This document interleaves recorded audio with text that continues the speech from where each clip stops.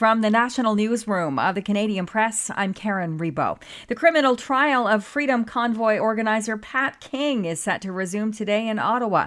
The defense will begin its case, as we hear now from Canadian Press reporter Laura Osman. Pat King had pleaded not guilty to mischief, counseling others to commit mischief, obstructing police, and other offences related to his role in the 3-week-long demonstration. When his trial began in May, the Crown argued King was an outspoken leader in the protest who wielded influence over the crowds as they blocked streets and blared air horns through all hours of the day and night. King's lawyer, Natasha Calvino, is expected to call her first witness today. Laura Osman, the Canadian Press, Ottawa. The trial of a man charged with conspiring to kill Mounties at a border blockade at Coutts, Alberta, has heard he made arrangements for his cat and his guns in the event he didn't make it home alive from the protest. Text messages from Anthony Olenek to a friend were relayed to the jury yesterday in a Lethbridge court. Both Olenek and co-defendant Chris Carbert are on trial. They're accused of conspiring to kill police at the COVID-19 protest blockade at Coutts in 2022. 2/3 of Canadians think Prime Minister Justin Trudeau will stay on to lead his Liberal Party into next year's election. Leger's online poll of over 1,500 people was conducted just after the Liberals lost a Toronto stronghold in a by-election last week. The survey found 1 in 3 respondents expect Trudeau will step down before the end of this year. U.S. President Joe Biden is vowing to keep running for re-election as he rejects pressure from within his Democratic Party to withdraw after last week's shaky debate performance. That performance raised questions about his readiness to lead for 4 more years. Biden met yesterday at the White House with more than 20 Democratic governors. Maryland's Wes Moore said the meeting was very candid. When you love someone, you tell them the truth. And I think we came in and we were honest about the feedback that we were getting. We were honest about the concerns that we were hearing from people.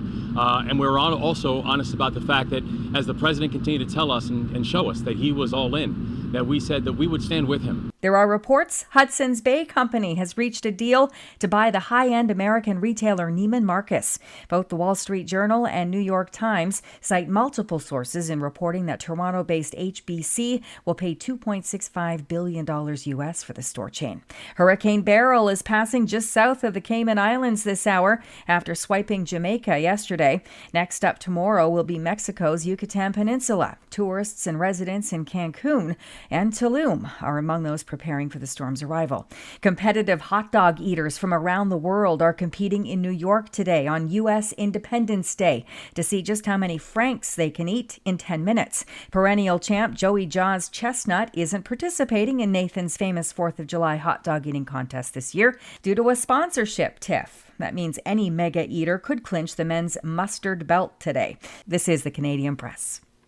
In sports, Yordan Alvarez had a solo home run and 2 RBI doubles as the Houston Astros rolled past the Toronto Blue Jays at Rogers Centre 9-2. Houston scored a total of 7 runs in the 7th and 8th innings. It was a pretty good night, though, for Toronto's Vladimir Guerrero Jr. He extended his hitting streak to 9 games with a single in the first inning, and he has been voted to the American League's starting lineup for the upcoming All-Star game.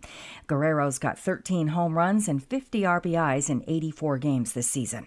Shohei Ohtani has become the first player elected to start at designated hitter in 4 straight All-Star games. He'll be joined by Yankees outfielder Aaron Judge as the only holdovers in the lineups for the July 16th game.